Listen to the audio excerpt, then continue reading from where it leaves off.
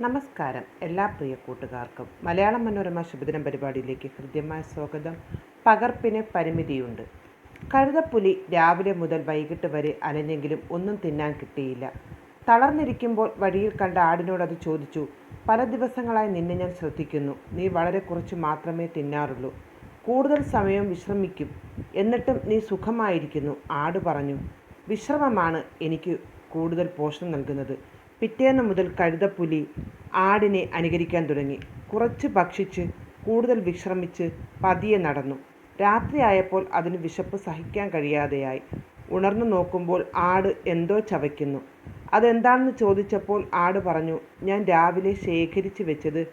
നിരാശയോടെ കഴുതപ്പുലി പറഞ്ഞു, നീ എന്നെ ആ വിദ്യ പഠിപ്പിച്ചില്ലല്ലോ. ആട് പറഞ്ഞു, എന്നെ ആരും പഠിപ്പിച്ചതല്ല. ഞാൻ ജന്മനാ ഇങ്ങനെയാണ്.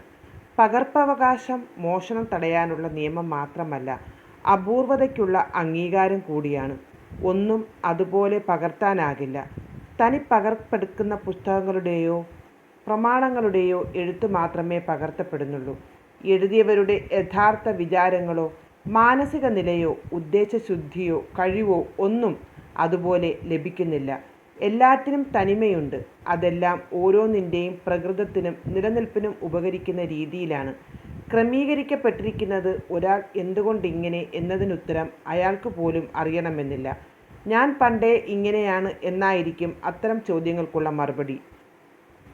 എന്തിനേയും അനുകരിക്കാൻ ആഗ്രഹിക്കുന്നവർ അറിഞ്ഞിരിക്കേണ്ട ചില രഹസ്യങ്ങളുണ്ട്.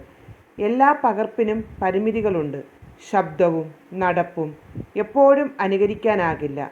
അതിന് ശ്രമിച്ചാൽ സ്വന്തം വ്യക്തിത്വം പോലും നഷ്ടപ്പെടും. ആരുടെയെങ്കിലും എന്തെങ്കിലും പ്രത്യേകതകൾ ഇഷ്ടപ്പെട്ടാൽ അതെല്ലാം അതേപടി പകർത്തി സ്വന്തമാക്കാൻ ശ്രമിക്കേണ്ടതില്ല. അവയിൽ നിന്ന് എന്തെങ്കിലും പാഠങ്ങൾ ഉൾക്കൊള്ളാൻ കഴിയുമോ എന്ന് ചിന്തിച്ചാൽ മതി. ചില സവിശേഷതകൾ ചിലർക്ക് മാത്രം അവകാശപ്പെട്ടതാണ്. മറ്റൊരാൾക്കും അത് സ്വന്തമാക്കാനാകില്ല. നേരുന്നു ശുഭദിനം. സ്നേഹത്തോടെ ഷഹീൻ എസ്. നന്ദി, നമസ്കാരം.